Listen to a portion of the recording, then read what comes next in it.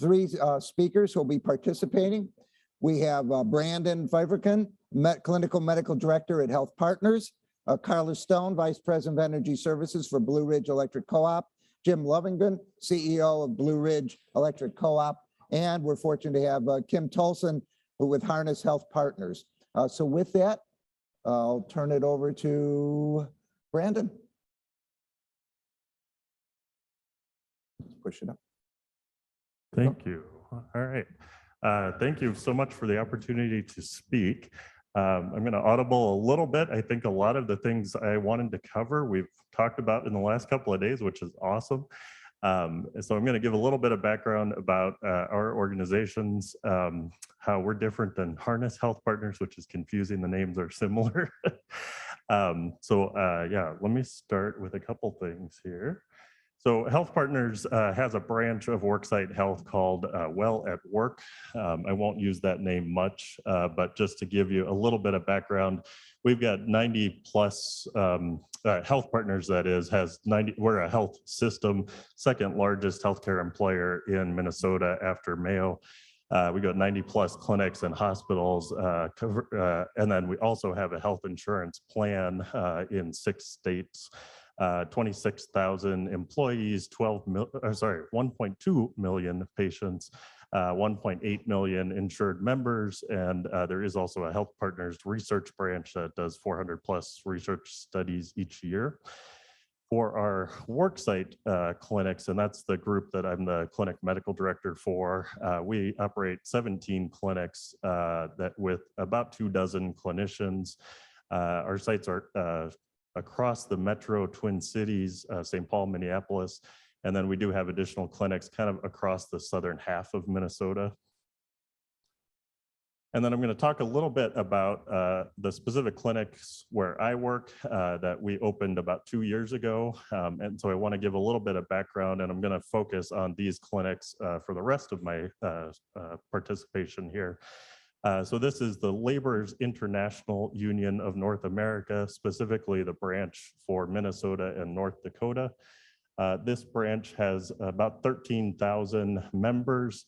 What's a little bit, or what can be a little bit confusing here, is they have 800 employers. So we are a near-site clinic serving union members who have lots of different employers, lots of different job duties, ranging from nuclear plants to road construction to commercial construction.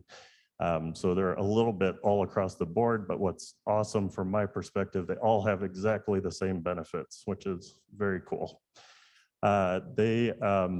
All in, somebody used the belly button term I like, they have 29,000 participants in their health and welfare plan. That's the group that's eligible to be seen in our clinics. I'll move on here. So our 3 clinics, I kind of zoomed out just to cover the whole state of Minnesota. Right now, we are focused right on the metro area. So we've got 3 clinics across the metro. I rotate to all 3, and then we've got 5 clinicians that support the 3 clinics as well. This was from our poster when we opened, and we opened fall of 2020. We also, other folks have talked about using a heat map. We also used that approach. It has been highly successful in identifying where the greatest need is, where patients were going to be able to come and easily access clinic services. And then we have a very good website that is much better now that it has this much shorter name. It used to be mnlaborshealthwellnessclinics.org, which is way too long. So the laborsclinics.org is awesome. I put this on here partly to say, wow, we have a great website. I have not ever had one patient tell me that they looked at this website. So it's been very informative to say, I think a lot of people spend a lot of time, and it's a great website and nobody uses it. So I put an example of one of our clinics on here. And then we have 2 NPs, 3 PAs, and then myself as the MD on the team. We're open Mondays through Friday, and then Saturday at 2 of our 3 clinics, 8 to 11:30. One of our initial expansions was adding clinic assistant. That's our term at Health Partners, front desk staff. We heard loud and clear from our patient members that they wanted to be able to come in and talk to somebody at the front desk. They wanted to be able to schedule their appointments with somebody right there. And I think, I've heard again and again the last couple of days, know your audience. And so this was very clear. When they called on the phone, they wanted to know who they were talking to. And so we started out at 1.0 FTE, quickly increased that to 2.0 so that we have 2 people on any given day across the 3 sites. It all comes to the same phone number. So they have somebody that they know answering the phone. I put some, pretty pictures on here. We have some really nice branding. The laborers took great pride in creating things that represent who they are and what they do. So we've got murals in each of the clinics that kind of represent all the various capacities that laborers serve in. We've got these, I don't even know what to call it, signage in rooms for telemedicine visits that shows up in the background when we're on camera. And then, nice signage. And I should say a little bit different for a Health Partners Well at Work clinic. The laborers wanted to use their own branding. So we are a laborers health and wellness clinic. You can sort of make out it just says powered by Health Partners at the very bottom there. And then I'll talk a little bit about how we got the word out. I think the last speaker really highlighted relentless messaging, and that was exactly the point I was going to make. That has been hugely helpful for us. And I just wanted to sort of give some examples. So this is actually a TV screen that's in our clinic. Once you're already in the clinic, maybe the message is already there. But the point is that once you're, the message is everywhere. And these messages are also going out via mailers, postcards, being communicated at every local council meeting. And then the union does an annual preventive benefit. It's called Pick 3, Get 1. You do 3 preventive things and you get a pair of boots or you get a cooler this year. They have also used that to incentivize coming in to meet somebody in the clinic, get a physical with us, and that's been really helpful too. So yeah, I think I covered that. The other thing that's been hugely helpful that they just started maybe 6 or 7 months ago is adding a line to every explanation of benefits to say, have you tried the clinic yet? And again, to get to the point that the women in the household are the ones making the healthcare decisions, we're realizing if you only are telling, and by and large, it's the guys who are the laborers. If you're only telling the guys at the laborers events, you're not getting to the people who are actually making the decisions. So by putting a line on the explanation of benefits, you can actually get to the women in the household, and that's been really helpful.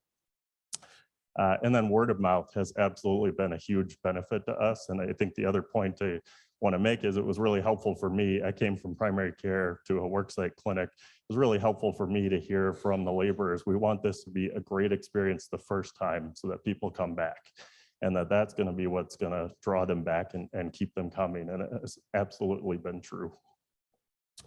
And then the other big draw we have there is a laborers training center near one of our sites. People come from across several state area to attend events there.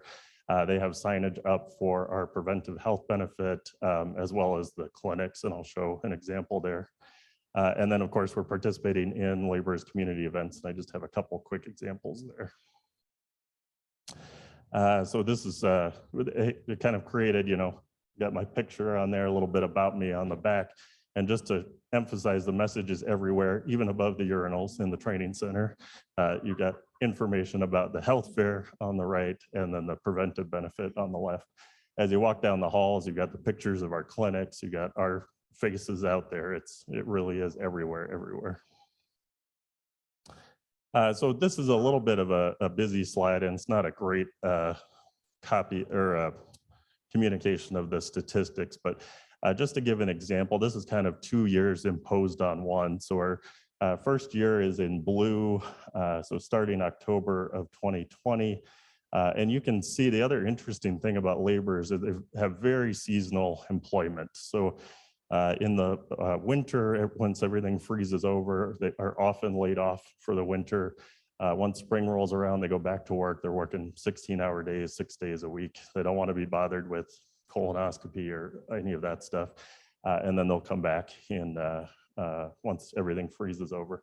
So we saw a really nice uptick October, November, December, January, February, absolutely. And then April, everybody went away. By June, we had dropped down again 27%.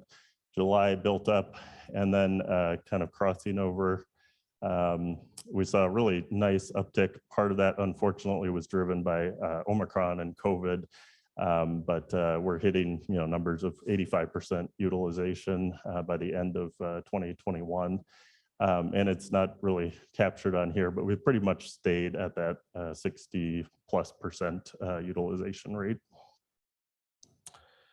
The other point, and I think a lot of people have made this for the last couple of days, so I'll just hit on this quickly. It's been really helpful for us as the clinician team to know what the laborers' benefits are. We're certainly not going to be the experts, but if we can communicate to people, hey, use your EAP for this. Hey, you got a hearing benefit for this. It's really helpful. I think people said it, you can hear it 5 times, but until you need it, you don't know about it. So having another person to be able to say, hey, use this, you've got it, has been, excuse me, has been really helpful. So we got a quick orientation before we opened the clinic.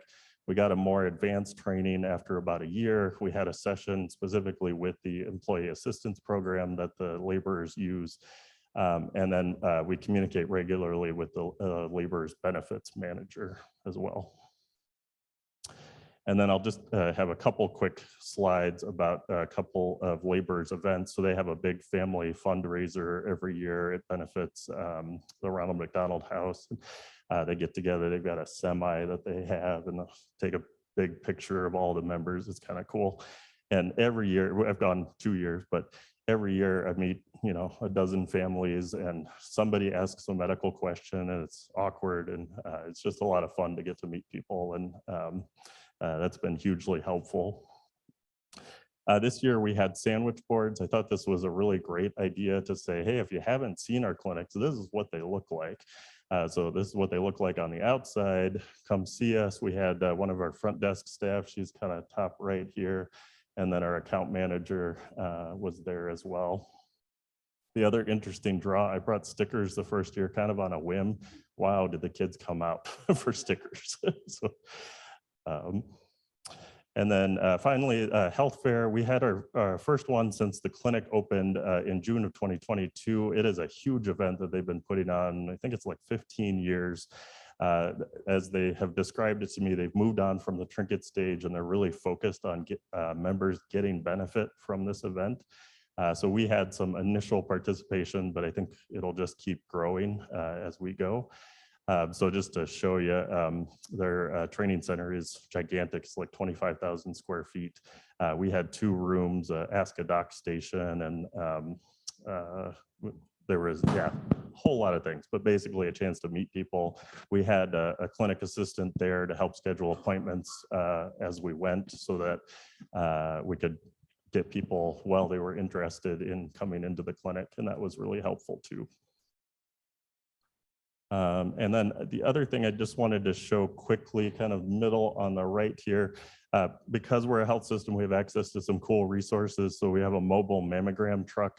They came to our health fair, and people could get their mammogram right there on site. We also had them come out to each of our 3 clinics last fall. And that was also hugely popular, seemed to help draw in some women as well for clinic visits. That was it. I put my email address on there. I'm happy to answer any questions. Otherwise, I'll let the other folks talk. Great, thank you, Brent. Thank you. So the Blue Ridge Electric Co-op is just starting out, and we wanted to get their perspective on what they're envisioning and how they want to go about that. And so Kim is here as well to talk broadly about what Harness Health Partners has approached. But Jim, let me ask you to just kind of introduce the organization and what your thoughts are. Sure. Can you hear me okay? Yeah. Okay. So Blue Ridge Electric Co-op is a small utility company, electric utility that's located in the northwest corner of South Carolina. We've been in business for a little over 83 years, have about 170 employees. So we're not very large, about 500 contract type employees. We've always been very active and involved in taking care of our employees with employee benefits. We're an essential service. We've always had that mentality. And probably going back 30 years ago, we were very actively involved in wellness. We may have had one of the earlier wellness programs, at least in our area. And we took it very seriously, and we kind of built on that program over that last 30-year period. And I became CEO in about 5 years ago, and we wanted to continue to try to look at those benefit packages and how can we continue to enhance those things. And as we started looking at our costs that we were spending on wellness, it was pretty large number. And we kept asking ourselves, were we getting the benefits that we had hoped that would bring to us? And the more we looked at that, and more we talked about it, and more we thought about it, we started talking more about the possibility of taking it to a full-blown health clinic concept. So over the past 12 to 16 months, we've been actively involved in making that decision and doing the study there. And we have partnered with Harness Health Partners, and we're scheduled to open our health clinic in January of this year. We're really excited about it. Like everybody else, we think it's one thing to take good care of our employees. We don't just say those words. We actually do that and participate with that regularly. But I think as we struggle with more challenges of hiring people and retaining employees, that this would be an additional benefit on top of what we already do that we think will be well received by our employee base. Tyler, what's your expectations? So for us, as Jim had said, we have currently had a wellness program in the past, and we have wellness coaches and things like that, but we don't have a nurse practitioner on site. So we do quite a few different things, and we want to combine this and make this just one-stop shop, basically, because we do DOT physicals, we have pre-employment health screenings, we do yearly blood panels. So there's a lot of different things that we do, but they were going to different avenues or different areas. So we have more than one site. So we would use different DOT physicians in different areas. So this way we can do this all in one place, and we can do just random drug testing as well. We need to do that. We have a lot of employees who drive, have CDLs and have to do the DOTs. So we're excited about it. Our employees are excited about it. And we're going to also expand it to, if you are the employee and your family is on our plan, your family can use that program as well. So how are you going to, how have you started spread the word and let people know it's coming? We have weekly safety meetings. So we've talked about this to our employees a few times. We've done presentations on it. They've gotten to know Kim and her team because they have actually done our blood panels for us the last couple of years. So they've gotten to know them. They really like them as well. And it's a local girl that we're going to get, and a lot of folks are familiar with her. So I think it's going to be a great opportunity. Are there any questions you've been getting from people that you think you need more communication about? No, I mean, we're open book. If they have questions, they just talk to us, and everybody's just excited about it. Yeah. Kim, why don't you tell us about some of the other work that you've done and in other centers, and how have you improved utilization at that? Sure. So at Harness Health Partners, our footprint includes Ohio, Kentucky, the Richmond, Virginia market, and our largest footprint for our on-site clinics is based in South Carolina. And we are a smaller dog in the race than some of the larger entities we've met over the last couple of days. And we really have kind of prided ourselves in going after the smaller clinics and the homegrown facilities and folks like these. And not just because they're sitting up here, but I mean, they've greased the skid. They've made everything so easy for us to go in. And like they said, in a perfect situation, we would go in and do the health risk appraisals, Gratification. You know what I mean? We stratify those patients, and then we put them on a plan as we open the clinic on site. And so what we'd like to do is evaluate the number of risk factors and then decide, okay, can you wait a year before you go in and have your blood work redone? Or is this somebody that needs to see the NP as soon as the clinic opens? So that's kind of our approach.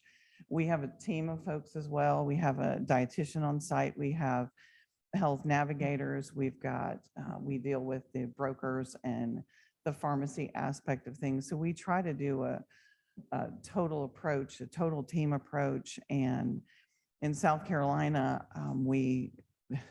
as soon as you enter South Carolina, especially in the upstate areas, they ask you two questions. And those are, where do you go to church, and Clemson or Carolina?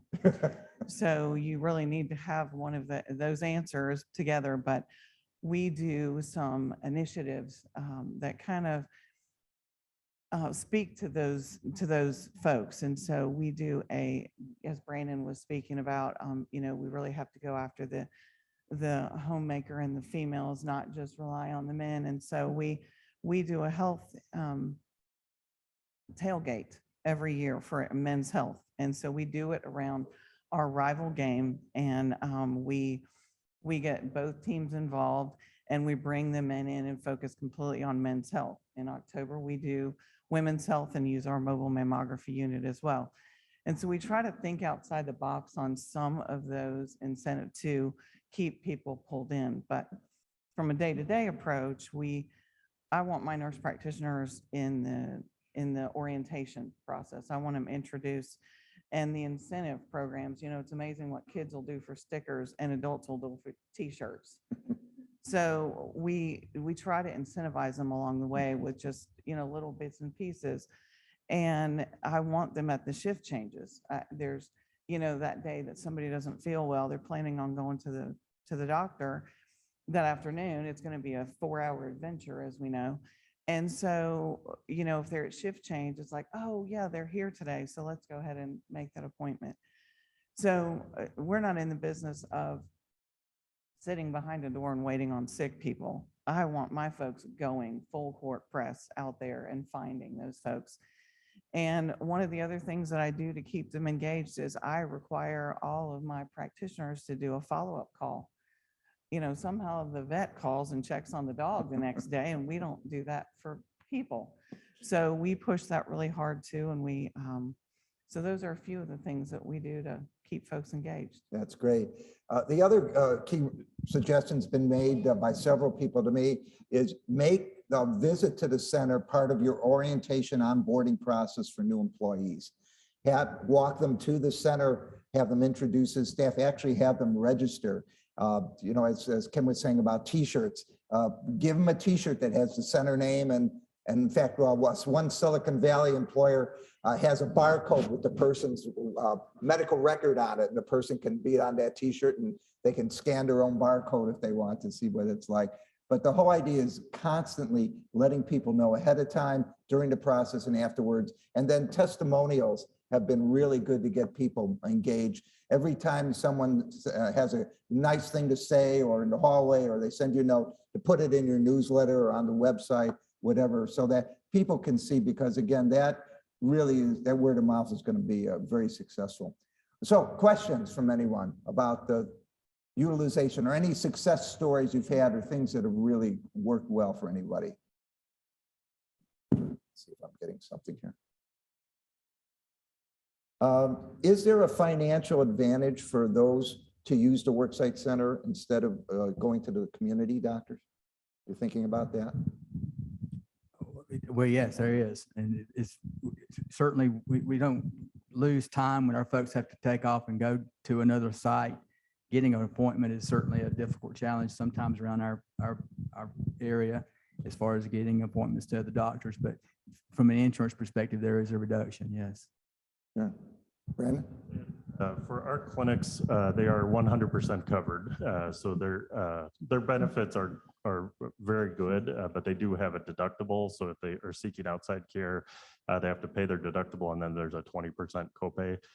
For us, there's absolutely nothing, which has been a big draw. Yeah, incentives can be really helpful. I mean, I only know one employer who requires people to use the center to get access to all their other health benefits. That's a little over the board, but sometimes people who have HSA populations will contribute to the HSA account for people to use the center, so that fair market value fee isn't an issue, or else they'll offer some kind of gift cards or cash and benefit, just like you would do for wellness programs or biometric testing. So, you have to know the culture of your population. One group I worked for at Hanes, the underwear company. And for their wellness programs and get people in the center, they handed out tiny underwear, blue, red, and green, and that were keychains. And so everybody wanted the keychains, and so they would visit the clinic. Harley Davidson, everybody wanted a hat that had Harley Davidson. And so you gave them that. Eastman Chemical, everybody wanted $1,000.